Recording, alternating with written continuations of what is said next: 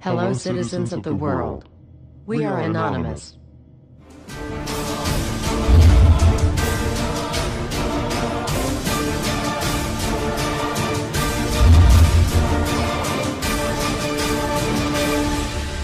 Guess what, world? We are back. Everywhere you look, corruption. We continue to fight pointless wars over lies, and we are killing innocents and letting our children die in wars just to ensure the Federal Reserve can continue their petrodollar scandal. We are sitting idly by while these crooks continue to loan fake money out to us at interest, stealing our homes, and enslaving our children. Let me make this extremely clear to all of you listening. Many corporations, especially the Federal Reserve, used the government to steal $17 trillion from your children. Your children did not have that money. They are now debt slaves. These people have stolen money from your children that are not even born yet, and sold their freedoms. They have enslaved you and many around the world. Wake up, world. And they did all of this by counterfeiting money and loaning it out at an interest. They have stolen hundreds of trillions from people around the world. Have you heard about Microsoft's Xbox manufacturers in China? They had to install suicide nets outside their buildings to ensure their employees don't jump out of the window to commit suicide. These are the conditions your children in the US will be working under when the debt is soon owed, and it will be owed. It is not a matter of if it will be owed, but it is just a matter of when. And it will happen as soon as the United States economy collapses, which will happen very, very soon. And if you think because you do not live in the United States this does not affect you, you are wrong. And you are next. The only way we can stop this is if we all unite together and fight it. People of the US are waking up to the Federal Reserve scandal, and the powers that be are currently afraid of retaliation. And that is precisely why they trying everything they can to disarm us. You know how the media has been saying gun violence has been out of control and at an all-time high. They are not simply twisting the truth here or exaggerating. They are absolutely bold-faced presenting lies to you. First off, realize, gun violence in the United States has always been shockingly low. And gun violence has dropped by 49% in the last 11 years. The already absurdly low gun violence in America has literally dropped in half. In half. The fact they are saying that it is at an all-time high perfect demonstrates how biased the government and the media is. If this doesn't prove to you that they have an agenda, then nothing will. Do you remember how the media keeps repeating that there has been 74 school shootings since Sandy Hook? Those 74 shootings were not even mass shootings like they claim. Most were suicides and none of them even took place at a school. Not a single one. They are presenting lies to you, America. When will you wake up? At some point you have to ask yourself, why would the government fake 74 mass school shootings involving children? If they get our guns, we will lose the fight against them. And they will take away absolutely all of your freedoms and you and your children will be forever slaves. And don't forget they purposefully put you and your children into that debt. And because the Federal Reserve is present in all countries, the other countries of the world are next soon after. This plan is called the New World Order. It is the same New World Order the Vice President of the United States called for on national TV a month ago. He said we need to strive for and complete the New World Order. This is also the same New World Order President George Bush and President Kennedy said is our country's lifetime goal. And the same New World Order George Bush said on national TV said will happen no matter what we do, and we cannot prevent it. This has all been a long-time plan. The Federal Reserve and their partners want complete control of humanity. We cannot let this happen. They want to rule over us, like kings and queens. And humanity will be forever lost to enslavement by a bunch of tyrants who have publicly admitted they want to kill off the majority of the population so the masses are easier to control. They are going to wipe your bloodline completely off of the earth. He'll tell you the order of things to happen. The enslavement will follow immediately after guns are taken away and you cannot fight back. If they cannot get the guns before the economic collapse, then they will wait until the economy collapses. When the economy collapses, people will be starving. There will be looters and shootings. The government will insist on taking guns away to help, and as soon as the guns are taken away, then we will fall into a complete dictatorship. Do not fall for it. Remember, They are the ones who caused the economic collapse to begin with. This is the same tactic used on Germans and it worked.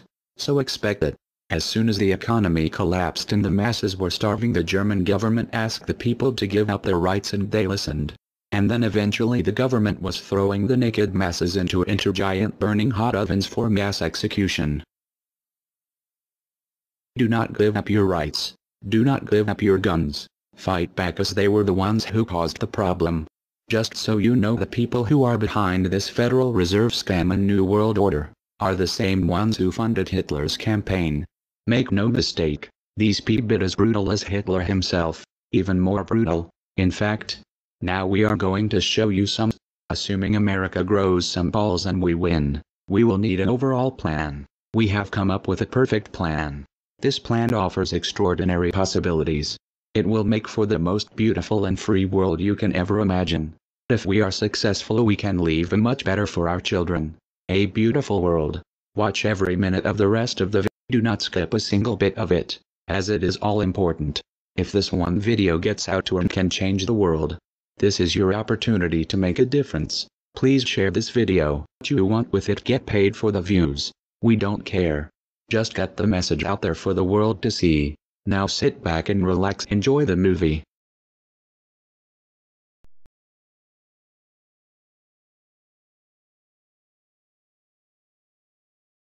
To you? Makes perfect sense. Okay. Anybody else want to throw anything out at us? Sir? I think you're an anarchist and you don't know it yet.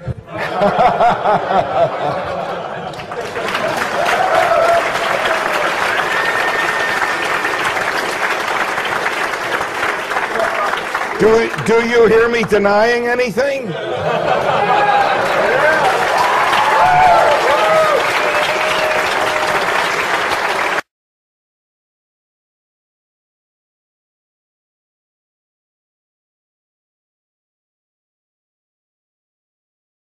Many people, when they hear the word anarchy, think of chaos and mayhem.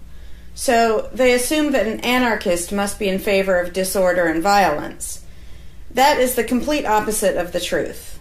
Most objections and complaints about the anarchist or voluntarist philosophy are not actually about the philosophy itself, but result from people misunderstanding what the philosophy is all about.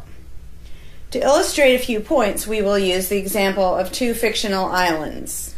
Authoritania, where there is a ruling class or government, and Anarchia, where there is no ruling class of any kind.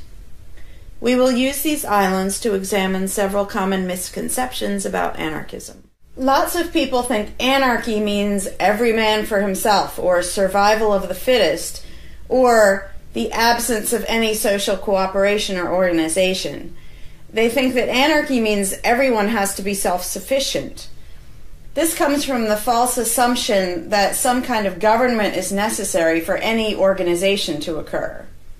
Whether it's part of a republic, a democracy, a kingdom, or a dictatorship, a ruling class issues orders called laws and punishes anyone who disobeys them.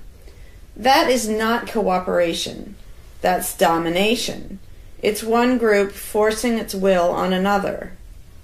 Authoritarianism can be used to force people into organized patterns, but that does not mean that people are incapable of organizing their activities without being forced. The most productive and useful examples of organization that we see today are anarchistic in nature. No one was forced to build the grocery store you go to. No one was forced to produce or sell anything in it. Everyone involved in the vastly complex operation of growing your food, transporting it, displaying it in the store, and selling it to you, everyone involved participates voluntarily, working in exchange for money. You and all the other store customers choose freely which store to go to and what to spend your money on. This purely voluntary arrangement allows for an amazingly complex degree of organized cooperation without anyone being coerced to participate. In contrast, under government, a very small group of people comes up with an idea and forces everyone else to participate in it and provide for its funding with tax dollars. In the authoritarian version of a supermarket, the ruling class would tell people what to produce and how much, what prices to charge, and they would tell customers what they must buy and what they must pay. Anyone who did not comply with the centralized master plan would be punished in some way. That is how government does things. Which one of these would you prefer? Another common but incorrect assumption is that if there were no ruling class or no government, people would have no way of defending themselves against common criminals or foreign invaders. Again, this is simply not true.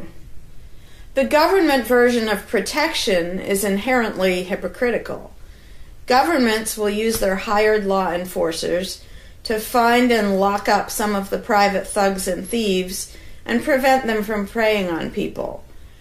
But every ruling class gets the money for its operations by way of taxation, demanding money from its subjects and punishing those who don't pay up. Oddly, every ruling class insists that it needs to be able to forcibly control and extort money from people in this way in order to protect them from private criminals who might try to forcibly control and extort them.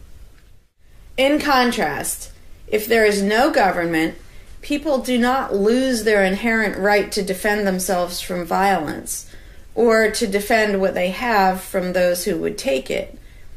Every person has this right, and they also have the right to organize and cooperate with each other to exercise that right. Organizing for mutual defense does not require any government-granted laws or authority. No one wants to be attacked or defrauded, and everyone wants to feel safe. Whether each person takes this on himself or herself individually, or whether they hire and organize others to do it on their behalf, it can be done on a voluntary basis. Those who insist that government is necessary often claim that if there wasn't a government, then smaller private gangs would spring up to enslave and rob people. Organized crime gangs exist along with government, and most people do not understand the dynamics between them and how government enriches and empowers organized crime while appearing to fight it. Black markets enrich organized crime, and money allows them to buy government protection. There's no reason to think they would do as well in an environment of freedom, where they would have fewer ways to make money and would be up against both individual and organized armed citizens. A criminal gang that's recognized as such has far less power than a gang whose aggression is perceived to be legitimate and proper. And that's the gang we call government. When thuggery is called law enforcement, and thievery is called taxation, and self-defense is called crime and terrorism, then even the widespread ownership of firearms can't do much to stop the aggression. Imagine a private gang trying to do the things that government does without the aura of authority, and imagine how a well-armed population would respond to this. The gang would fail quickly and dramatically. Another concern that people have when they first consider the idea of a stateless society is that some people are truly malicious, destructive, and sociopathic. The concern is that these people would be free to do anything they wanted and no one would stop them. But this concern is again based on a basic misunderstanding of human nature. Wherever we have a government ruling class, we still have freelance thieves and thugs who are not deterred by the laws of the politicians. In some instances, they're stopped by force by the police, or they decide not to commit a crime for fear of what the police might do to them. What makes this deterrence work is not the legislation or the official badges, but the simple threat of harm to the sociopath. It really makes no difference whether the threat comes from the police, or another citizen, or even another criminal. A sociopath doesn't care about laws or social rules. He cares about avoiding pain and hardship for himself. This is still true when a government ruling class is not involved at all. If the intended target of a would-be carjacker pulls out a gun, it doesn't make any difference to the carjacker whether that person has a badge or whether there's a law against taking people's cars. Discouraging nasty people from hurting others does not require special authority, only the ability to use defensive force. Ironically, though people hope that government will protect them, having a government, a gang which is believed to have the right to tax and control people, just creates one gang so big and powerful that normal people can't resist it. In short, to create a huge gang and then give it societal permission to control and extort people with the hope that this gang will prevent theft and thuggery is simply a self-contradictory idea, but that's what government always is. Some people might assume that if people organize for mutual protection and defense, then that's what government is. But there's an essential difference. People coming together to do something that everyone has the right to do, such as defend yourself, doesn't require any special authority. It's not government unless one group of people claims the right to do things which others do not have the right to do, such as taxing and controlling innocent people. Organized defense can be very effective without supposing the special right to rule over others. In other words, without being government. In contrast, governments rob the people they rule of far more wealth than private crooks could ever manage, making the idea of a protector government ridiculous. Another common objection to the idea of a stateless society is the notion that, if not for a group of lawmakers telling the rest of us how to behave, we would all behave like stupid, irresponsible, violent animals. This claim implies one of two things. Either we normal people have no idea what is right and wrong unless and until politicians tell us, or the only reason we want to do the right thing and coexist peacefully is because politicians told us to.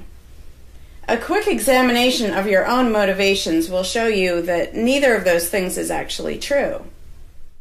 It's particularly odd to make this argument in a society where politicians are voted into power. If the people themselves have no moral code and no conscience, and are just stupid, violent animals, why does almost everyone want government to keep the peace and protect the innocent? Would a population of vicious, heartless, evil people try to elect good people to keep the evil people in line? Obviously not. The goodness and the desire for order and peace comes from us, not from the lawmakers we vote into office. The same holds true of everything that government does. If people are so short-sighted and selfish that they can't be trusted to voluntarily organize and raise money for whatever they deem important, then how can those same people be trusted to decide who should be in power? The implication is that the average person can't be trusted to run his own life, but can be trusted to choose someone to run other people's lives. Government is really not a civilizing influence. It's actually an uncivilizing influence. People who would never personally rob their neighbors constantly use the government to do it for them by way of taxation. People who would never dream of trying to control minute details of their neighbors' lives think it's just fine to vote for politicians to do it instead. Government gives everyone the opportunity and encouragement to rob and control other people without risk. So government, rather than serving as a check against the imperfections of our nature, instead drastically amplifies our greed, irresponsibility, and malice towards other human beings by giving us a legally acceptable and risk-free way to interfere with the lives and choices of our fellow men and women. Government brings out the criminal and busybody in everyone. In contrast, in the absence of a ruling class, people would lose their ability to ask lawmakers to interfere with their neighbors' lives. And we would not have law enforcers who could avoid responsibility for evil deeds by claiming that they were just following orders. Throughout history, far more theft, assault, oppression, and even murder has been committed by those acting on behalf of a supposed authority than by anybody else. Even basically good people, when they believe in government, will condone things or do things which they know would be wrong if they did them on their own. Most people know that theft and assault are bad, but they imagine that controlling their neighbors and forcing them to spend their money on things they don't want is perfectly moral and legitimate when it's done by way of the political process. Wrong becomes right when it's called taxation, legislation, regulation, and war. Anarchists know better. They know that human society will never be perfect, but it would be a whole lot better if evil deeds were committed only by genuinely nasty sociopathic people rather than being committed wholesale by basically good people who think that violent aggression is okay when it's called law enforcement. The fundamental principle of voluntarism is very simple. It's wrong to initiate violence against any other person, regardless of badges, laws, or alleged authority. The only time the use of force is justified is to defend against aggression.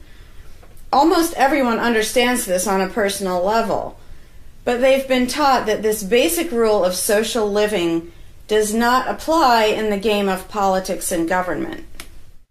Most people already know how to get along with others, and most people want a peaceful and just society. Our morality doesn't come from politicians making laws. Our ability to organize and cooperate doesn't come from the ruling class. When people escape the belief in government, they don't suddenly turn into violent animals. Our inherent right to defend ourselves and our ability to defend ourselves is not served by government. In fact, it's threatened by government more than by anything else. Ruling classes do not produce peaceful coexistence, but rather perpetual conflict and violence. Our belief in government authority takes our compassion, virtue, and good intentions and turns them into power for people who crave power and riches. Of course, the people who benefit most from the political racket will put a good spin on the system and do their best to convince people that it's a social necessity. But ask yourself this: have the thousands of laws, regulations, and taxes imposed on you by politicians made you a better person? Have they made you more productive or more caring? Is the world better off with the politicians taking your money and telling you how to live your life? Or do you think it might have been better off if you'd been allowed to spend your own money and make your own decisions? Is society really best served by a small class of people forcefully imposing a centralized master plan on everyone else? Can the orders and threats of a ruling class make the world what it should be? Or would society be better served by human freedom and respect for individual rights, by voluntary cooperation and peaceful organization? If this second option sounds better to you, maybe you should learn more about anarchism. Some people dismiss anarchism as a utopian idea that would only work if everyone were generous and compassionate. Obviously, everyone is not generous and compassionate all the time, but these people need to look at the other side of the coin. If people are too stupid, greedy, and malicious to be free, aren't they too stupid, greedy, and malicious to be trusted with power over others? Whether people are inherently good, bad, or some of each, giving a person power over others is not going to make that person better. In fact, power has historically been known to corrupt people and make them worse, whereas the discipline imposed by the equal freedom of everyone else brings out the best in human nature. Most people today think that we need some form of government because they mistakenly believe that obedience to authority makes us all more civilized, moral, and peaceful. In reality, it has always done exactly the opposite. Everyone knows that governments can be corrupt, abusive, inefficient, counterproductive, even tyrannical. But most people assume that the way to fix that is to get the right people into power.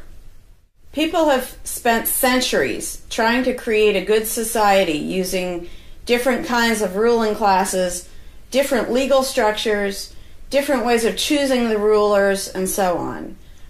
But every governmental construction has resulted in freedom and riches for some, and oppression, violence, and poverty for others. What if, instead of deciding what the throne should look like and who should sit on it, all people of goodwill embraced the non-aggression principle? What if, instead of looking to a ruling class to impose our values on society, we embraced the concept of self-ownership? These principles are simple and easy, to the point of being self-evident, but they're diametrically opposed to the authoritarian principles that most of us have been indoctrinated with. Anarchism does not mean chaos and violence, or every man for himself. Having no government does not mean having no morality, no organization, and no cooperation. Simply put, anarchism does mean that no one is your master and no one is your slave. And that's all it means. Howdy, Larkin Rose here. I'm feeling slightly less than entirely patient and polite today, so if this video gets slightly caustic, too bad. This video is for all the people who are constantly saying, well, if not for government, we couldn't have roads, or we couldn't have police, or nobody would care for the poor, or we wouldn't be protected, whether it's from local thugs or from foreign invaders. We wouldn't have this, we wouldn't have that. So thank goodness we have government and taxes, because we wouldn't have any of those things. And the first way I'd respond to that is by pointing out the assumptions that underlie that complaint, that argument. Basically what people are saying, because let's be clear about what the terms mean, government is the people who boss everybody else around. And taxes are those people demanding money from us. So they basically tell us, hand over a whole bunch of money and we'll decide how to take care of you. We'll decide how to spend your money. If we don't like it, too bad, we don't really have a choice. Like, well, you can vote in a few years and maybe something will change, even though it totally won't. So that's what people are saying. Basically, if we didn't have a ruling class stealing our money and then supposedly spending it to protect us, how could we possibly have roads or anybody to protect us? The implication is that in this country, for example, 300 million people would just sit around thinking, oh, we can't do it. Without politicians and tax collectors, we can't have a road, we can't protect each other, and we can't... And it rests on this bizarre assumption that things that almost everybody wants, they wouldn't do anything to make happen unless there were politicians forcing us to give them money so they can make it happen. And so an example I like to use is, let's apply the same argument to food, because food is pretty darn important. I think everybody can agree. Let's apply the same argument that statists use about the roads or caring for the poor or protection or anything like that. The argument would go like this. Now, in the context of food, listen how idiotic this is. If we don't have government demanding money from all of us under the threat of caging us, and that's what taxation is, here's the money you have to give us, here's the nasty things we do to you if you don't. If that didn't happen so that they could build a big food production and distribution system and feed us, well, we'd all starve. We'd all just sit around saying, gosh, I wish we had food, but, you know, no politicians and tax collectors. We're just going to sit around and starve to death. Now, in this country, nobody would believe something that stupid, because all you have to do is go to a supermarket and see a perfect example of really efficient, organized cooperation that nobody is forced to do. There is no, you know, if you're going to make the argument that people make about roads and protection and all that, you'd say, well, nobody is forced to make any food for anybody in this country. How do you know everyone's just going to say, well, it's not my job, and we'll all starve to death? There's no guarantee. There's no master plan guaranteeing that we'll all have food. So obviously we're all going to starve if we don't have an authoritarian government stealing our money and then making food and giving it to us. Because golly gee, we couldn't possibly do it voluntarily ourselves. Again, in this country, nobody makes that argument because they see it happening voluntarily. Nobody involved is forced to do that. Nobody is forced to make you a single bite of food. There is no guarantee at all from anybody. And yet, Americans are, by and large, hugely overweight. Obviously, we don't have a lack of food. We might have a lack of healthy food. But obviously, we see that example, oh, we can handle that. You know, voluntarily, mutual cooperation, that's fine for food, but for some reason, it's not okay, and we can't even fathom the idea of the exact same thing handling roads, or handling protecting us, or other things that almost everybody wants. So there's, in the question is this bizarre assumption that everybody will sit around really, really, really wanting something, but because there aren't politicians bossing us around and stealing our money, well, how could we possibly do it? And one of the most common things is, who will build the roads? Which is amazingly stupid to me. Just amazingly stupid. I have here in my pocket a little tiny thing. With this little tiny thing, I can be most places in this country and call people all over the world. And I own it myself. I'm not anywhere near rich these days, but I own one. Almost everybody I know has one of these. A little thing that can fit in your pocket, and just on a whim, you can open it and talk to somebody who's on the other side of the planet. And there was no coercion. Nobody forced anybody to make one of these. This is the result of voluntary cooperation. And that's it. Free trade. Organization, yeah, good. Cooperation, yeah, good. Coercion, which is what government is, and taxation, which is theft, didn't need that to do this. So what these people are telling me, oh, we wouldn't have roads if we didn't have government, is that somehow free individuals, relatively free, interacting voluntarily can make it so I can talk to almost anybody in the world on a little thing that fits in my pocket on a budget that is not a very good budget at the moment, but I still have one of these. That freedom, not authoritarianism, can supply me with this, but freedom cannot achieve a flat place. Because that's what a road is. It's a flat place. From here to there, because we have these machines that take us from here to there. By the way, we don't have those machines because of government. We have those machines because of free enterprise and voluntary interaction and cooperation. The idea that freedom can make a car but can't make a flat place is just idiotic. You really think we can't make a flat place? And so I ask people, and they say, well, who will build roads? Are you really telling me that you really and truly think that if government fell off the face of the earth, 300 million people in this country, 7 billion if you want to include the whole planet, would sit around in their houses thinking, golly, I wish I could go visit Fred, but I can't because there's not a flat thing from me to him, and I don't know how to do it. And the other 300 million or 7 billion people, we can't possibly do it because there aren't any politicians and tax collectors. If they were here, we could do it. If they were here to boss us around and steal our money and really inefficiently build a flat place, then we'd be set. Then I'd be comfortable and I could be confident that I could get places. I could visit Fred, I could go shopping, but now we're all going to sit in our houses wishing we could go to the corner store, but we can't because, golly, how could we possibly make a flat place from here to there? We can make these, where you can talk to anybody in the world. We can make machines that you drive around in, but no, we couldn't possibly make a flat place. And when people say, well, who will build the roads? The first answer is the same damn people who do it now. Politicians and tax collectors don't build the friggin' roads. Have you ever seen one out there? No, you haven't. They steal our money, waste most of it, do all their corrupt games, and then they pay other people. Here's an idea. How about if we pay those other people who actually build the stinking road?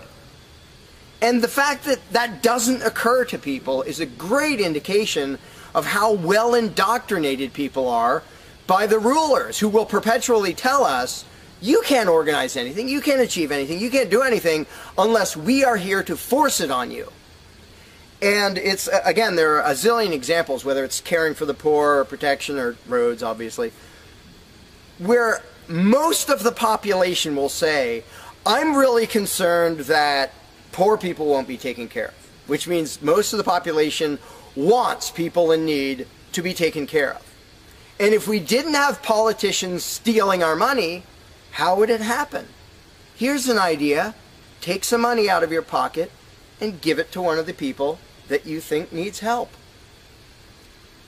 Why would you not comprehend that, but you would comprehend some guy 1,000 miles away passing a law to send an armed thug to take your money, to waste 90% of it, and then give a little bit to somebody who may just be defrauding the system or may actually need it? And the amount of indoctrination required to make people even ask these questions of how could we possibly do this without government? What do you think government adds to the equation? It doesn't add any resources. It doesn't create anything. Everything it gives away, it steals from us first, by way of taxation. It doesn't add any skills. It doesn't add any knowledge. The people who are here would still be here if the institution of government fell over. We have all the know-how, we have all the resources, all the technology. The only thing it adds is one group that's imagined to have the right to violently assault and control and extort everybody else. So what the question really means is, how could we have a road, or how could I help that poor, or how could that poor person be helped, or how would anybody protect us if there wasn't a gang of thugs with permission to violently control and rob us? And when you recognize that that is literally what the question means, you already see how utterly idiotic it is. And it's completely the result of authoritarian statist indoctrination. Nobody would come up with that on their own. And you obviously don't see that with the example of food or cars or cell phones or anything else. Nobody says, we won't be able to talk to each other unless there's a gang of thugs that's allowed to boss us around and steal our money. And just economically, how stupid you have to be to think that's a good idea. Here are your choices. Let's do this. I'll give you these two choices for how you will be fed from now on. Either you can go spend your own money wherever you want. You can go to the supermarket or the local this or the local grocery, whatever you want. You can go decide what you want, and they'll tell you the price. You decide what you're going to buy and how much. And you can go to different places and you can shop around and you can do all that. That's option number one. But let me warn you, option number one does not give any guarantee that you will be fed. There's no master plan forcing people to feed you. So, oh my gosh, you better be really scared of that option, despite the fact that you can do it day after day and it works really darn well and feeds pretty much not only this country, but with a massive surplus. So that's option number one that apparently statists are scared of. Option number two is politicians will take as much money of yours as they decide to take. Then they will decide what, if anything, they will buy with that money in terms of food to give to you, to feed you. Do you really think that will serve you better, that that will feed you better? Yeah, I'm much more comfortable that I'll have I'll be fed, I'll be secure, everything will be okay. If a gang of thugs who doesn't really care about me steals my money and then decides what, if anything, to give me back from what they stole. But that is implied in the question, whatever you put in the blank. How are we going to have blank if not for government? What you're saying is, how can we, the people who really want roads and food and cell phones and protection and all the things that almost everybody wants, how can we possibly have that unless we give someone permission to steal our money and boss us around and then decide what they're going to give us? And the same thing applies no matter what you put in the blank. How will we possibly do blank without government? One of the silly ones is caring for the poor. How will we care for the poor? Think of what that means. Like when more than half the country votes for a party to take care of the poor, it's more than half of the country saying, we're really concerned and we want to make sure that the less fortunate are taken care of, but we don't believe that normal people acting in freedom will take care of them. Well, if the people didn't care about the poor, they wouldn't win the election. By definition, if you vote for a welfare state, you're an idiot. Because either people are heartless bastards and you're going to lose, or people are compassionate and giving and you don't need to win. Just give them your stinking money. But people play the game, and that's the Democratic Party lives off of the idiotic notion that you're all so heartless that you should vote for us to steal your money to give to the poor. And half the country falls for it. Yeah, we're all so heartless that we voted you into office for the specific purpose of taking our money to help the less fortunate. That's just freaking brilliant. How about if half the country just gave their stinking money to the less fortunate? And then the less fortunate would all be rich, because it would be 1 trillion times more efficient than the government version of welfare ever is. Also, it would be actual charity instead of mass theft and corruption and fraud and all that fun stuff. But what takes the cake, the ultimately insane thing, whatever you put in that gap, how can we have blank without a parasitic ruling class and a bunch of hired thieves? It's just a stupid question, but it's extra super stupid when what's in the blank is, how will we be protected? Who will protect us from thieves and robbers if we don't have government? It's the most idiotic question. It's also the most frequent question from statists. So here's what the question literally means. If we don't give a certain gang of people permission to violently control us and take our money under threat of putting us in a cage, who will protect us from people who might commit aggression against us and take our money? Wanting government for that is exactly as brilliant as saying, we have to have a carjacker in our town, otherwise somebody might steal our cars. Government is an appointed thief. If you don't think taxation is theft, first of all, you're a really well-trained slave. Second of all, try not paying. See what happens. See if they say, oh, it's quite all right. Or if they say, no, you're going to pay, or we're going to take your stuff, or eventually we'll put you in a cage. And when people say, that's not theft, because we get something back. Learn to think. And I use this example all the time, and all I ever get is stupid looks from statists in response. If I robbed you at gunpoint of $100, and the next day I gave you a sandwich, and you said, what? I said, hey, now everything's fine, because you benefited. I gave you a service. I gave you lunch, so that retroactively makes it okay that I robbed you at gunpoint. Would you buy that argument? No, you'd say, that doesn't make it okay. Okay, you gave me a sandwich. And yet every statist makes the exact same argument when it comes to government. Well, we get some stuff for it after they demand our money under threat of violence and putting us in a cage. Then we get services or goods. And we don't get what we asked for, and we get lots of things we didn't ask for. But we kind of get something, and that retroactively makes it okay for them to say, give us this much of every paycheck you make, or we're sending men with guns to take your property. And the slaves justify their own enslavement. I'm proud to pay my taxes. I'm proud to get robbed by a parasitic ruling class and get a little bit back and feel good about it. Like, not only is that legitimate and justified, but I feel proud that I let myself get robbed by a bunch of crooks and parasites. But again, the ultimate thing is protection. When people say, who will protect us from aggressors and thugs and thieves if we don't have a government? Even though what government is, by its very nature, is a gang of aggressors and thugs and thieves. They issue commands. Every law they pass is a command backed by a threat of violence. You have to do this. You're not allowed to do that. Here are the nasty things we will do to you if you get caught disobeying. I mean, everybody knows that, even though they don't usually say it in terms that blunt and honest and accurate. But to say we need taxes to be protected is as stupid as you can get. It's saying we need theft to avoid theft.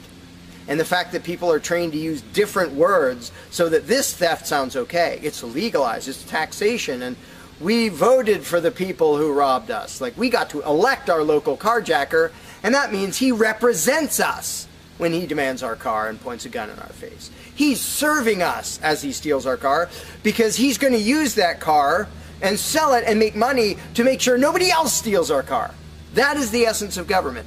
And the fact that you have hundreds of millions of victims of that scam vehemently defending it and saying, I'm not going to give that up. I don't want to give up government. Who would protect us? I don't want to give up the biggest aggressor on the planet, the biggest thief on the planet.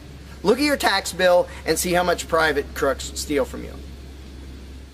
So before you ask that question, before you ask, how could we possibly have roads or protection or water or air or Christmas or Santa Claus or any of the zillion things that statists imagine we can't possibly have without a ruling class, think about what the question actually means.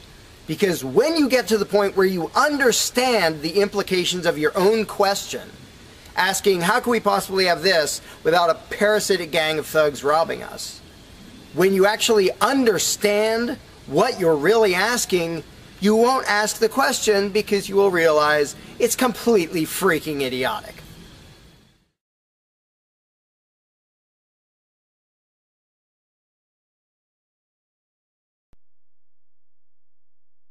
Hey, Larkin Rose here.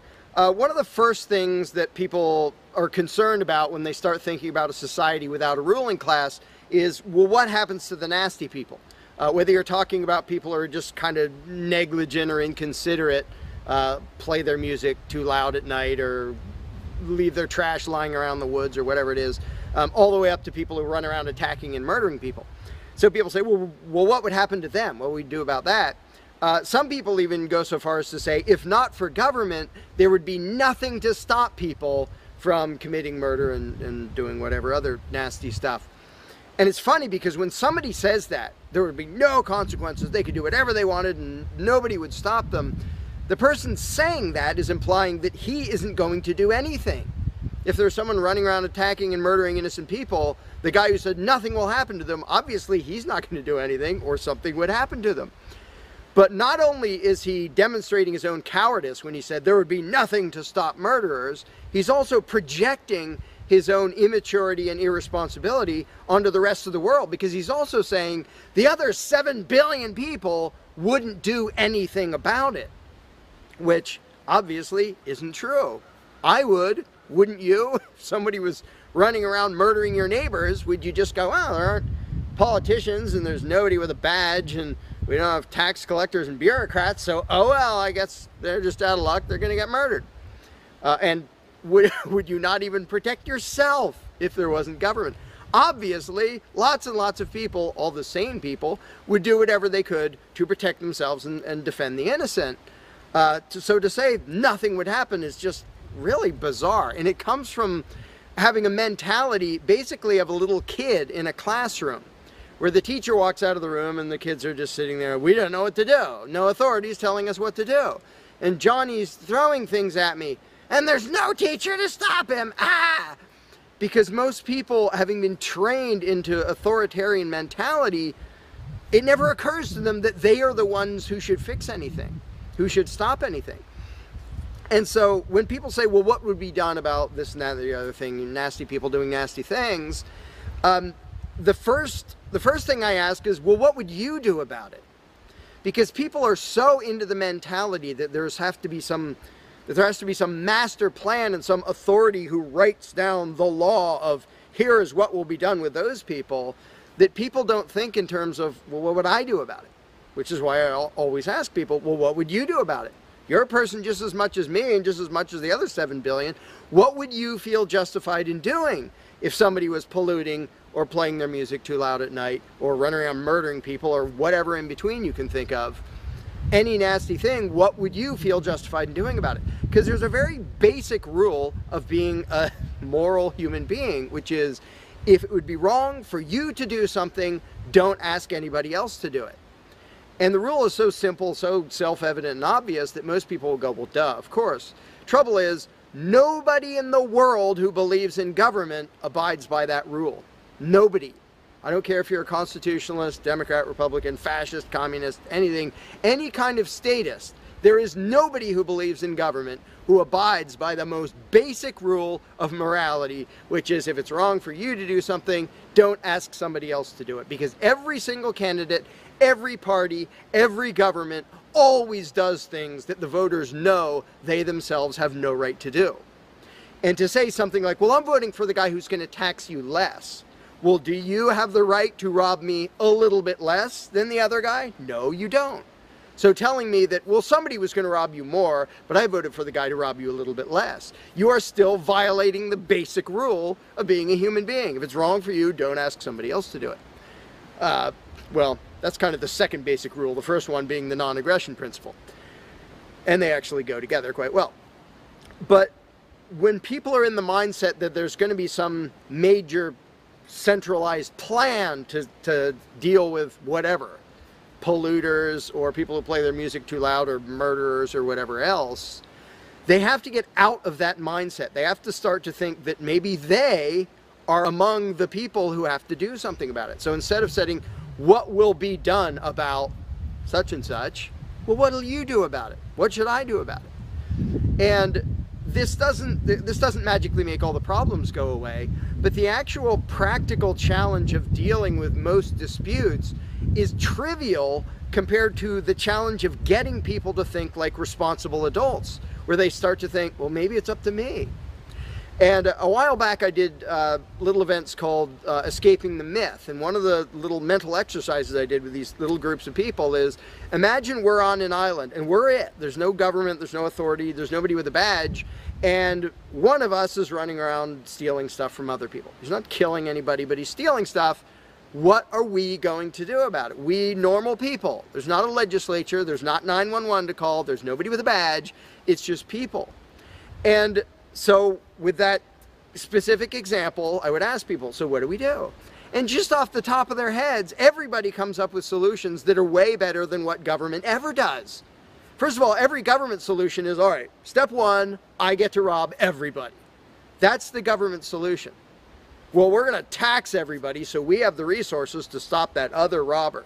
Well, in the island scenario, nobody is stupid enough or insane enough to start with that, to say, well, let's see, so somebody's stealing our stuff. Okay, first, I get to rob all of you so that I have the resources to protect you from him. Nobody is that insane. Everybody is insane enough to believe that who believes in government. And I did for many years.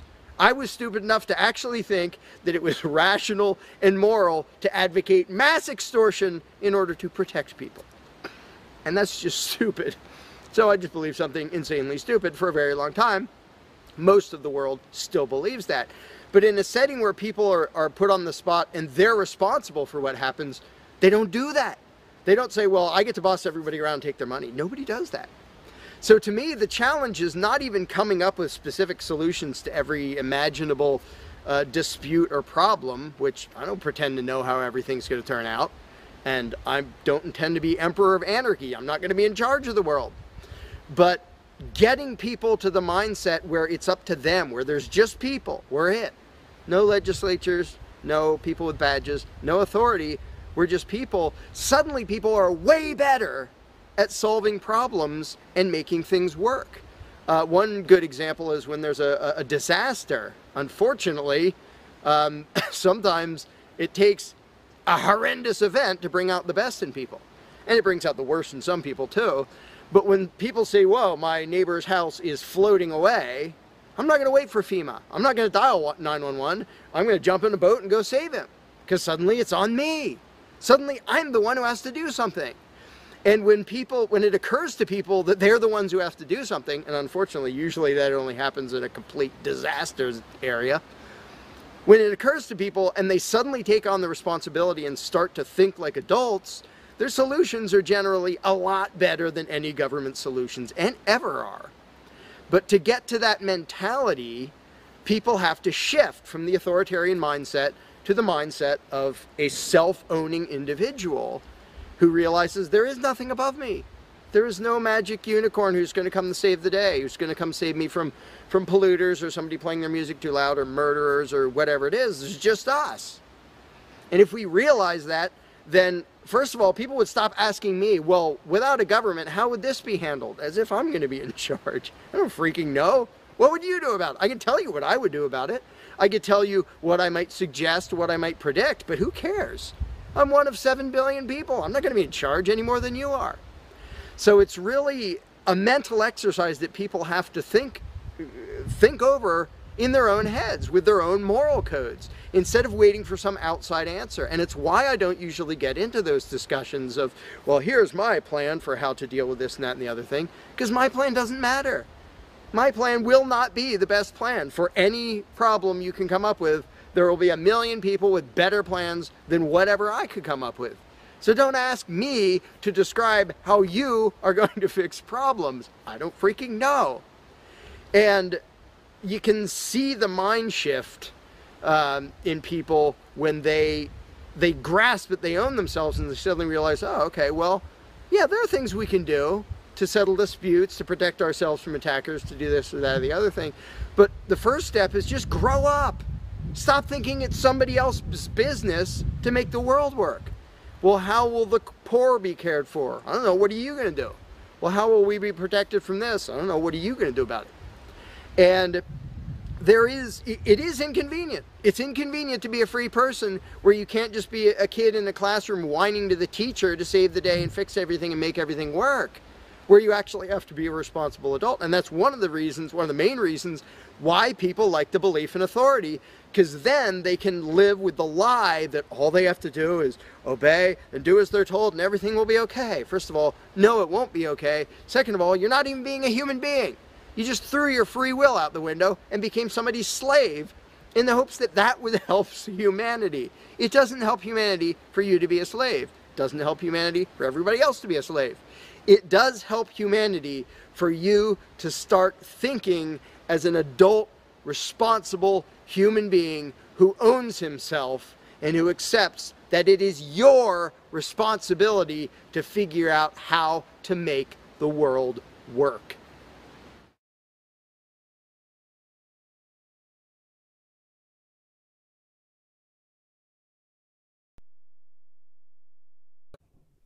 Hi everybody, it's Stefano Molyneux from Free Domain Radio. I hope that you're doing well. This is a little presentation entitled The Proof for Anarchy. It's sort of embarrassing how long it took me to come up with this as a thesis, but we will look on the bright side and hope that it holds or stands. This is more details from an argument in the free book, Everyday Anarchy, available at freedomainradio.com in ebook or audiobook format. So, anarchy, the proof. Well, there's a core anarchist claim, or the core anarchist claim, is that a central coercive monopoly, a state, a government, is not required for criminal sanctions, punishment of criminals, violent crime, and so on, for the provision of public goods, of roads and pollution controls and so on, and for contract enforcement. Furthermore, using a state to solve these problems is both counterproductive and immoral. Now, fairly simple argument. Why has it made so little headroads or headway among educated and civilized debaters? Well, there's a real challenge. Two main challenges, I would say. When you attempt to convince people of the validity of a stateless society, what happens is you kind of have to go one of two routes. And the first route is you say, well, there are historical examples of a stateless society, but they don't tend to get very far with people. People don't really know much about them. It requires a lot of research. The research can be biased by people's political opinions, either pro or con. It seems very distant and vaguely not credible because they've never heard about it before, so that doesn't generally tend to clinch the case. And the second, of course, is to provide theoretical models of how public services could be provided without a government, of how law courts could work without a government, and so on.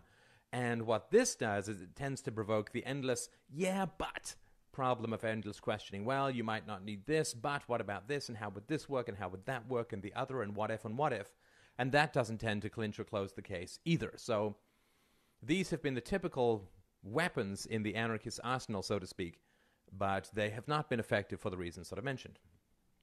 So the historical examples people bring up, well, a couple hundred years of medieval Iceland, there was medieval Ireland, feudal Europe, as some people say is a decent example, anarchic communes during the Spanish Civil War.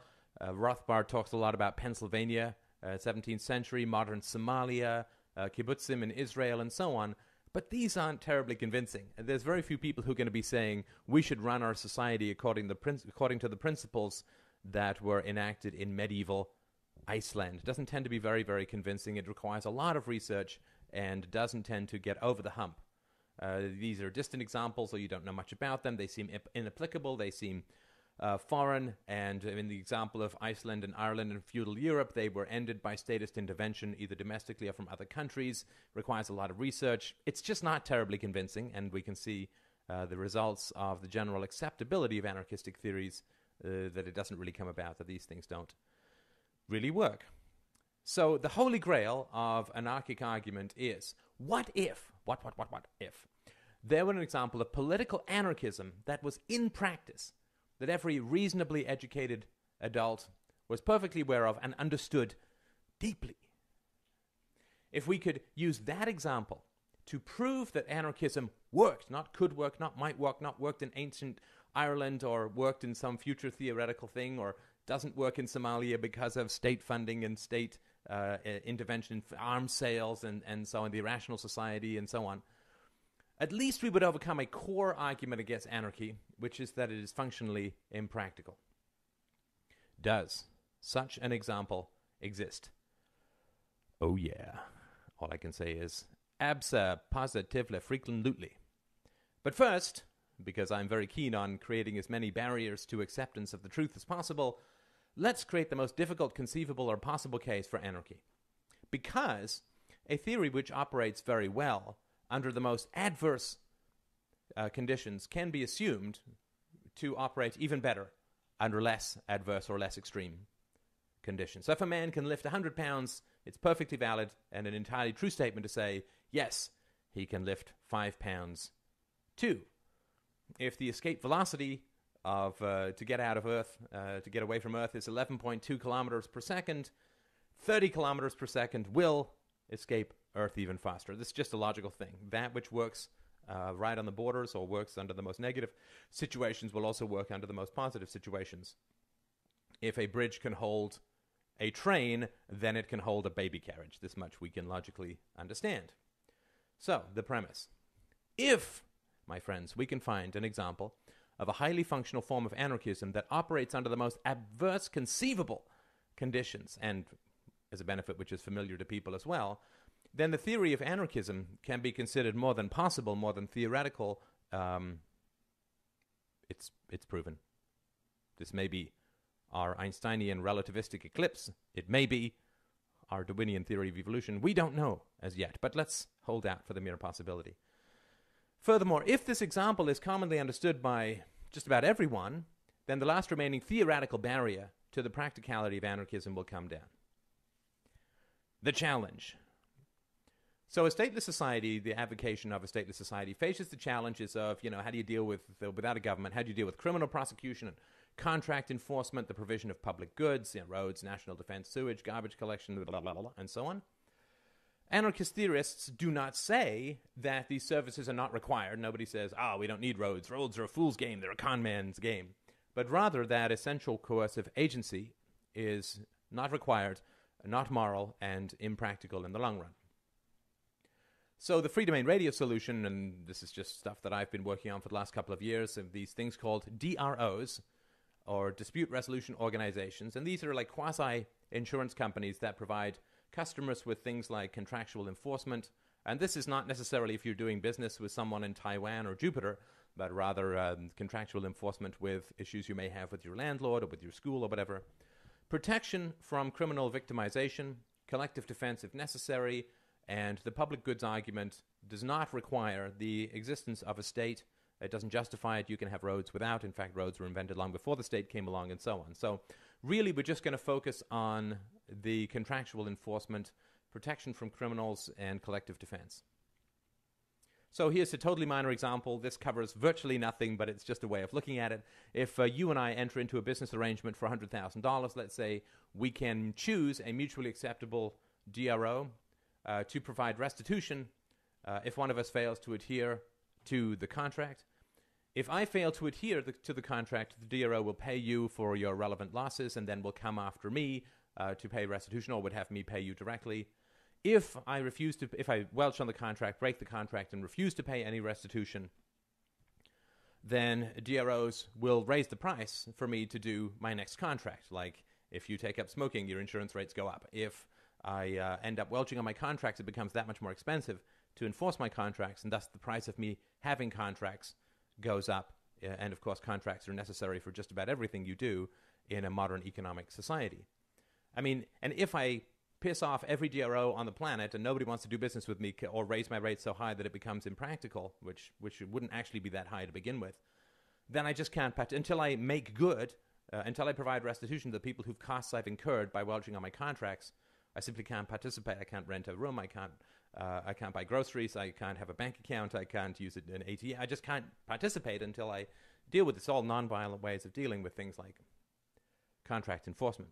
Property crime, again, this is a total massive sprint through. There's lots to this, and you can listen to the first podcast or look at freedomain.blogspot.com starting from the bottom up for more on this in terms of how it could handle things like pollution controls and so on.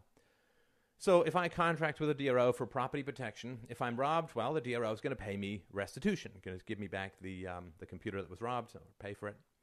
If the DRO can identify the criminal, it's going to require him to pay restitution instead. If he doesn't, then DROs are going to share names with other DROs. This already happens with insurance companies. And these other DROs will refuse to enforce his contracts until he makes good on that which he stole. So he can't buy groceries, can't use a bank, can't get on a bus, can't take a cab. He's just going to find himself increasingly hampered in his participation in civil society. And people say, well, yes, but what if he decides to go off the grid as far as the DRO system goes? Well, of course, people can do that. It's still very hard to function. But people can do that in a state of society anyway. Nobody can catch you if you go off the grid, fundamentally. So DRO system's not perfect, but it's a vast improvement over what we already have. And if the guy's broke, he can pay off the restitution through garnished wages or whatever. So violent crime, so I could, and probably would, sign with my DRO, maybe a variety of them or maybe a one-stop shop. Restitution for rape, assault, and so on. So, and they won't punish self-defense, so if I am getting attacked and I defend myself, they won't sanction me. So if a man is assaulted, his DRO pays him restitution and then pursues his assaulter to recover the costs. Either the assaulter pays the costs or is driven out of the society through ostracism, and there are tons of historical examples of this, just in case you're interested. And anyone who deals with the criminal is going to face sanctions from the DRO system as a whole. So this can be a really closed ranks kind of situation. Everybody's going to rely, at least for some period of time in their life, maybe after 20 years, the DRO just, you can do that with insurance companies, right? After you've paid for a certain amount, you're just insured for free because you paid off the costs of your whole lifetime. Same thing with DROs. After you've been in the DRO system for maybe 15 years or whatever, everything else is just free because obviously you're not going to do that just to shaft someone in some contract down the road. But if you are unproductive for people to do business with, DRO is going to kind of close ranks and make sure that you're not around.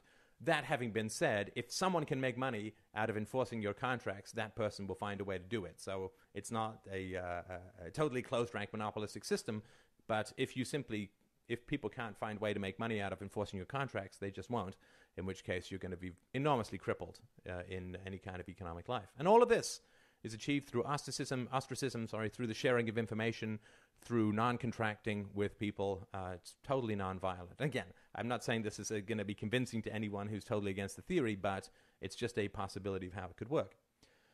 As far as collective defense goes, well, collective defense costs very little in a free society. It's a basic fact of history that no nuclear-armed country has ever been invaded because the retaliatory possibilities are just too big. It only takes a few dozen nuclear warheads to deter invasion of any particular geographical region. Cost of defending that, a couple of nukes, a couple of bucks a year, maybe. So that's just not a big enough issue or cost or price that that would be a barrier to collective defense. So when you put these ideas forward, what happens is these endless objections come up. Well, what if, a DRO grows to become a government, gets rid of all other DROs, or a DRO just picks someone to badmouth, or what if the DROs themselves don't follow their own contracts? And of course, there's endless checks and balances that are invented by the free market. So I'm not going to go into those objections here because we all know them, we've all thought of them, and so on.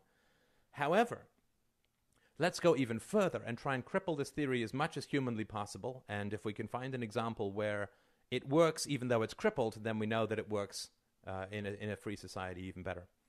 So if we can find an example of an anarchic theory working well in practice despite every conceivable obstacle we could throw in its path, the practicality of anarchism is proven. So let's say that I put forward this proposed anarchic DRO system, and you could call this any number of names, just the one that I happen to use. Now, I say, okay, well, I want to get rid of the government, and I want a DRO system, but no contract can ever be written down. No contract can ever be enforced in any legal or coercive or ostracism manner whatsoever. No information can ever be shared at all. And a super DRO monopoly already exists, and it's going to kidnap and imprison anyone found to be participating in any of these super secret, quote, non-contracts. And Hundreds of thousands of people are constantly sniffing around and will be well paid for revealing these secret non-contracts. That is about the most absurd and ludicrous hobbling of any kind of anarchic, voluntaristic theory of contract enforcement and so on. If I put that forward, do you think it would work? Do you think that this system, you can't write down contracts, you can't enforce them, you can't share information, and you get thrown in jail for even coming up with these contracts, and tons of people are constantly sniffing around and will be highly paid for finding these secret non-contracts? Do you think that would work? If you say no, then you're totally wrong. Sorry, not my fault. But if you say, well, no, DRO systems, even in a free society, are hard to believe, a DRO system like the one you just described would never work, well, you're actually completely incorrect. This system that I just described, you can't talk about contracts, you can't enforce them, it's all handshake deals, and it's all hidden, and it's all under the table, and people are sniffing around to try and find them all the time. Well, this system, shockingly, works almost perfectly. This system is all around you.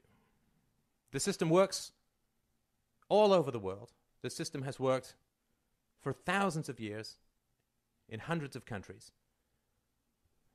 What, you ask me, what system is this? What red pill am I offering you, perhaps not even orally? The anarchic system that you live in. This system is hard to see, well, at least it was for me, because it is so well camouflaged. This anarchic system is the state itself. Indeed. Well, the thesis.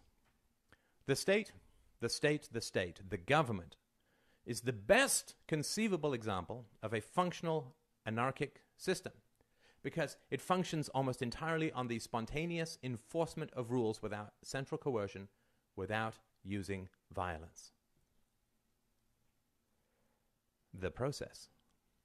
Special interest groups give money to political candidates in return for political favors after the election. These, quote, contracts can never be written down, are completely non-enforceable, are illegal, can never be discussed openly, and are a real scoop for the media if the media discovers them, and function almost flawlessly all over the world and all throughout history. A state of anarchy. Democratic governments function on anarchic principles. That's why it's so hard to see, at least it was for me. These, quote, contracts that can never be written down, never be enforced, never be discussed, are punished by imprisonment, and are lucrative to expose, function almost perfectly. The state runs on, quote, contracts that can never be enforced by the state, and are in fact violently opposed by the state. Thus the government, the state itself, is the best example of a perfectly functional state of anarchy. The proof. Remember we said, if anarchic principles can work under the most adverse conceivable conditions, then anarchic principles will work almost infinitely better under the least adverse conditions. If a man can lift 100 pounds, we know for certain that he can lift 5 pounds. If anarchy can work in the state, if the state functions because anarchy works, then we know for certain that anarchy can work without the state, and far better too.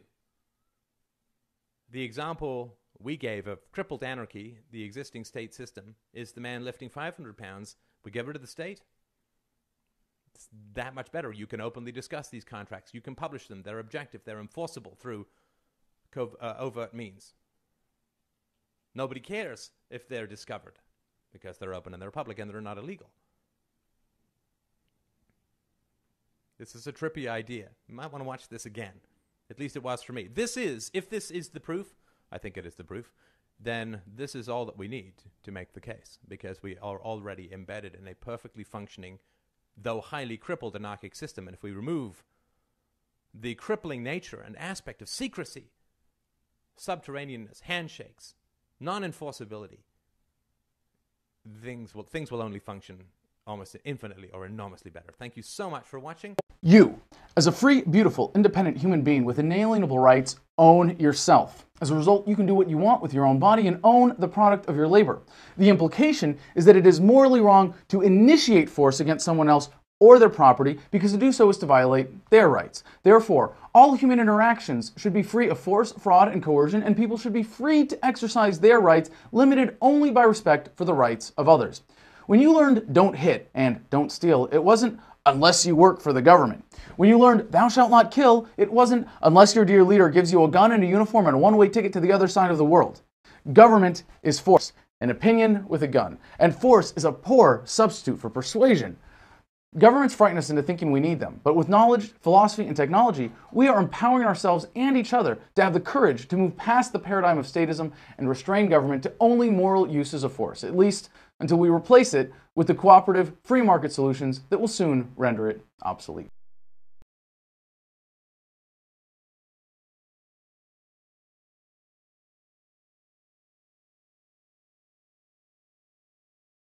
You cannot begin to imagine in how many ways the world is the opposite of what you have been taught to believe. You see the guy who sells drugs to willing customers so he can feed his family as the scum of the earth, while you see the hypocrite who gives away stolen money in the name of government as a saint. You see the guy who tries to avoid being robbed by the federal thugs as a crook and a tax cheat, but see as virtuous the politician who gives away the same stolen loot to people to whom it does not belong. Go to your browser. You see the cop as a good guy when he drags a man away from his friends and family and throws him in prison for 10 years for smoking a leaf. And you see anyone who defends himself from such barbaric fascism as the lowest form of life, we now have a new YouTube channel. In reality, most drug dealers are more virtuous than any government social worker. And prostitutes are far less to be ashamed of than political whores, because they trade only with what is rightfully theirs, and only with those who want to trade with them. These are the people responsible. The upstanding, church-going, law-abiding, tax-paying citizen who votes Democrat or Republican is far more despicable and a bigger threat to humanity than the most promiscuous, lazy, drug-snorting hippie. Why? Because the hippie is willing to let others be free, and the voter is not. The damage done to society by bad habits and loose morality is nothing compared to the damage done to society by the self-righteous violence committed in the name of the state. You imagine yourselves to be charitable and tolerant when you are nothing of the sort. Even the Nazis had table manners and proper etiquette when they weren't killing people. You think you're good people because you say please and thank you? You think sitting in that big building on Sunday makes you noble and righteous? The difference between you and a common thief is that the thief has the honesty to commit the crime himself, while you whine for government to do your stealing for you. The difference between you and the street thug is that the thug is open about the violence he commits, while you let others forcibly control your neighbors on your behalf. You advocate theft, harassment, assault, and even murder, but accept no responsibility for doing so. You old folks want the government to steal from your kids so you can get your monthly check. You parents want all your neighbors to be robbed to pay for your kids' schooling. You all vote for whichever crook promises to steal money from other people to pay for what you want. You demand that those people who engage in behaviors you don't approve of be dragged off and locked up, but feel no guilt for the countless lives your whims have destroyed. You even call the government thugs your representatives, and yet you never take responsibility for the evil they commit. You proudly support the troops as they kill whomever the liars in D.C. tell them to kill, and you feel good about it. You call yourselves Christians or Jews or claim to follow some other religion, but the truth is what you call your religion is empty window dressing. What you truly worship, the God you really bow to, what you really believe in is the state. Thou shalt not steal. Thou shalt not murder. Unless you can do it by way of government, then it's just fine, isn't it? If you call it taxation and war, it stops being a sin, right? After all, it was only your God that said you shouldn't steal and murder, but the state said it was okay. It's pretty obvious which one outranks the other in your minds. Despite all the churches, synagogues, and mosques we see around us, this nation has one God and only one God, and that God is called government. Jesus taught nonviolence and told you to love your neighbor, but the state encourages you to vote for people who will use the violence of government to butt into every aspect of everyone else's life. Which do you believe? To those about to stone a woman who had committed adultery, Jesus said, "Let him who is without sin cast the first stone." But the state says it's perfectly fine to lock someone up if they do something you find distasteful, such as prostitution. Which do you believe? The Christian God says, "Thou shalt not covet," but coveting is the lifeblood of the beast that is the state. You are taught to resent, despise, and hate anyone who has anything you don't have. You clamor for the state to tear other people down, steal their property, and give it to you. And you call that fairness. The Bible calls it coveting and stealing. You are not Christians. You are not Jews. You are not Muslims. And you certainly aren't atheists. You all have the same God, and its name is government. You're all members of the most evil, insane, destructive cult in history. If there ever was a devil, the state is it, and you worship it with all your heart and soul. You pray to it to solve every problem, to satisfy all your needs, to smite your enemies, and to shower its blessings upon you. You worship what Nietzsche called the coldest of all cold monsters, and you hate those of us who don't. To you, the greatest sin is disobeying your God, breaking the law, you call it, as if anyone could possibly have any moral obligation to obey the arbitrary commands and demands of the corrupt, lying, delusional megalomaniacs who infest this despicable town. Even your ministers, priests, and rabbis, more often than not, are traitors to their own religions, teaching that the commands of human authority should supersede adherence to the laws of the gods they say they believe in. Several years ago, I heard one pompous evangelical jackass in particular pontificating on the radio that anyone who disobeys the civil authority, be it a king or any other government, is engaging in rebellion against God. Those were the exact words he used. What if the government is doing something wrong? Well, this salesman for Satan opined, that is the business of those in government, and you are still obligated to obey. Everywhere you turn, be it the state or the church, the media or the schools, you are taught one thing above all else, the virtue of subjugating yourselves to mortals who claim to have the right to rule you. It is sickening the reverence with which you speak of the liars and thieves whose feet are so firmly planted on your necks. You call the congressmen and the judges honorable, and you swoon at the magnificence of the grandiose halls they inhabit, the temples they built to celebrate the domination of mankind. You feel pride at being able to say you once shook a senator's hand or saw the president in person. Ah, yes, the grand deity himself, His Royal Highness, the President of the United States of America. You speak the title as if you're referring to God Almighty. The vocabulary has changed a bit, but your mindset is no different from that of the groveling peasants of old, who bowed low, faces in the dirt, with a feeling of unworthiness and humility when in the presence of whatever narcissist had declared himself to be their rightful lord and master. The truth of the matter, back then and today, is that these parasites who call themselves leaders are not superior beings. They are not great men and women. They are not honorable. They're not even average. The people who earn an honest living, from sophisticated millionaire entrepreneurs to illiterate day laborers doing the most menial tasks you can imagine, those people deserve your respect. Those people you should treat with courtesy and civility. But the frauds who claim the right to rule you and demand your subservience and obedience, They deserve only your scorn and contempt. Those who seek so-called high office are the lowest of the low. They may dress better, have larger vocabularies, and do a better job of planning out and executing their schemes, but they are no better than pickpockets, muggers, and carjackers. In fact, they are worse, because they don't want to rob you of just your possessions. They want to rob you of your very humanity, deprive you of your free will, by slowly leeching away your ability to think, to judge, to act, reducing you to slaves in both body and mind. And still you persist in calling them leaders. Leaders? Where is it that you think you're going exactly that would require you to have a leader? If you just live your own life and mind your own damn business, exercising your own talents, pursuing your own dreams, striving to be what you believe you should be, what possible use would you have for a leader? Do you ever actually think about the words that you hear, the words that you repeat?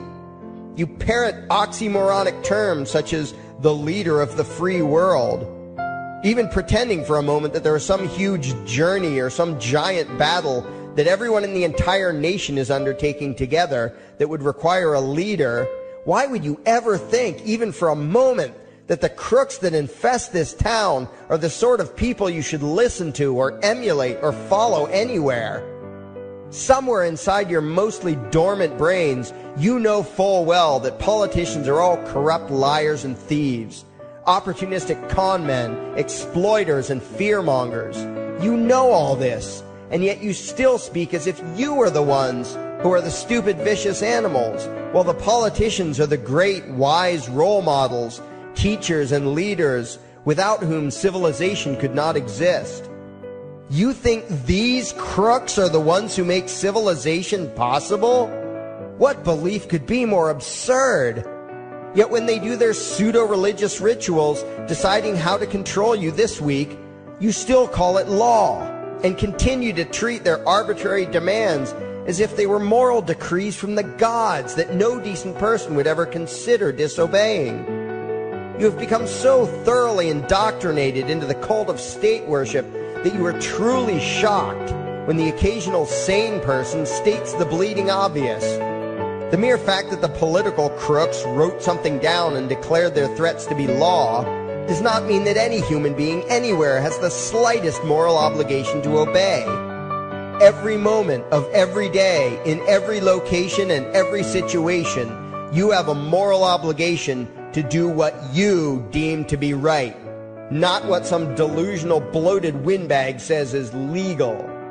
And that requires you to first determine right and wrong for yourself, a responsibility you spend much time and effort trying to dodge. You proclaim how proud you are to be law-abiding citizens and express your utter contempt for anyone who considers himself above your so-called laws, laws that are nothing more than the selfish whims of tyrants and thieves. The word crime once meant an act harmful to another person. Now it means disobedience to any one of the myriad of arbitrary commands coming from a parasitical criminal class. To you, the term crime is nearly synonymous with the word sin, implying that the ones whose commands are being disobeyed must be something akin to gods, when in truth they are more akin to leeches. The very phrase, taking the law into your own hands, perfectly expresses what a sacrilege it is in your eyes for a mere human being to take upon himself the responsibility to judge right from wrong and to act accordingly, instead of doing what you do, unthinkingly obeying whatever capricious commands this cesspool of maggots spews forth.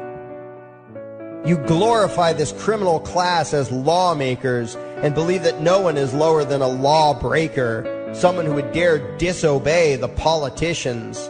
Likewise, you speak with pious reverence of law enforcers, those who forcibly impose the politicians' every whim upon the rest of us.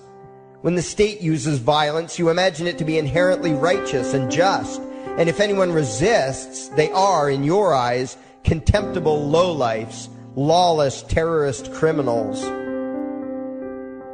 Like the lawless terrorist criminals who helped slaves escape the plantations.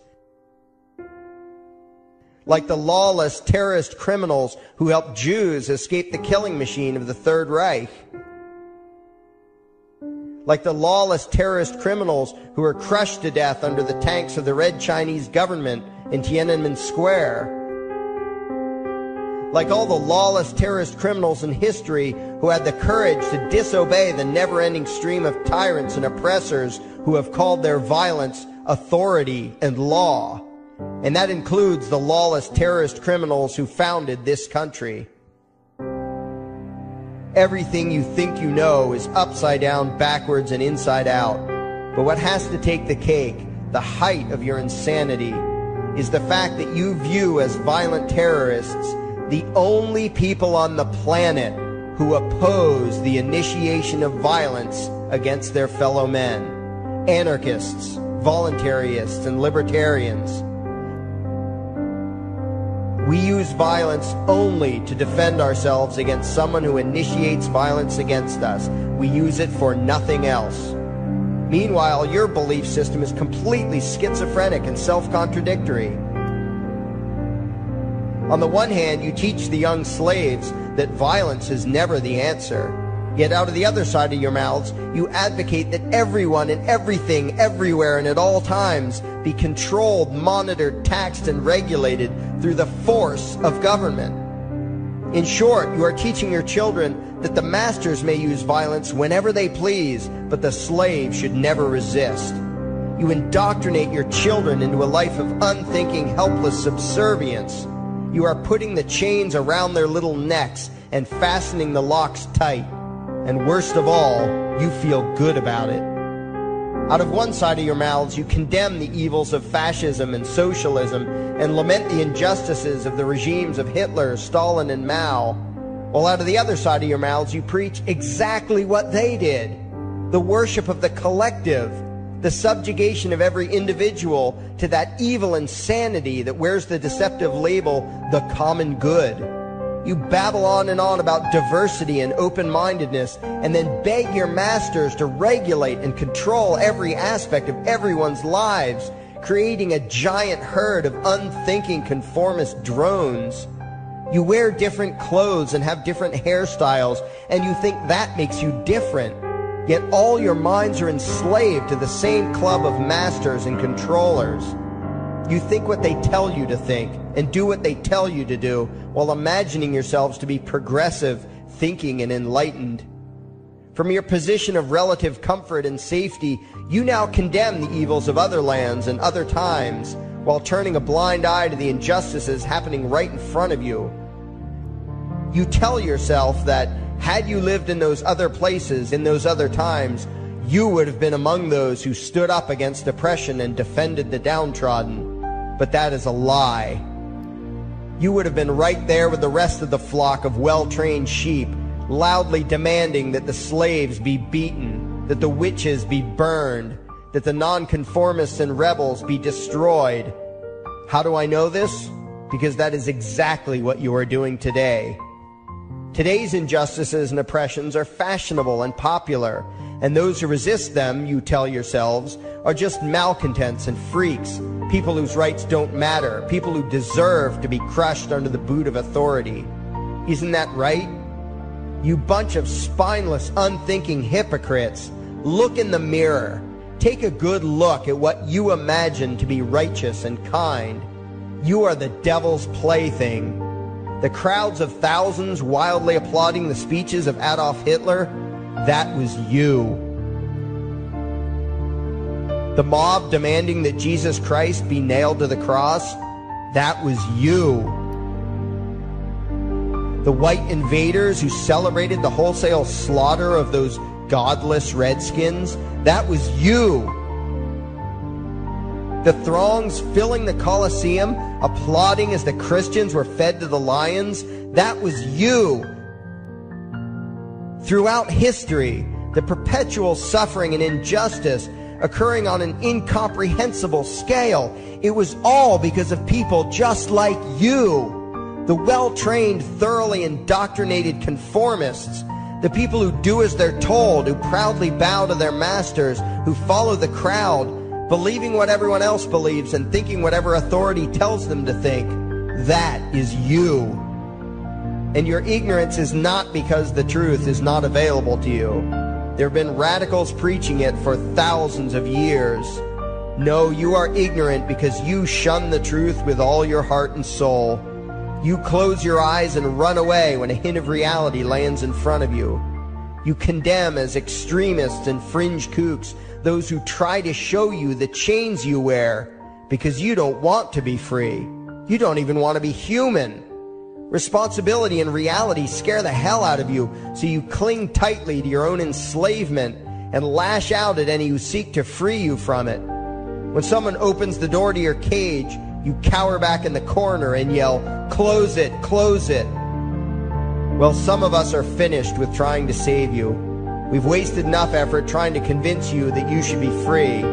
All you ever do is spout back what your masters have taught you, that being free only leads to chaos and destruction, while being obedient and subservient leads to peace and prosperity. There are none so blind as those who will not see. And you nation of sheep, would rather die than see the truth.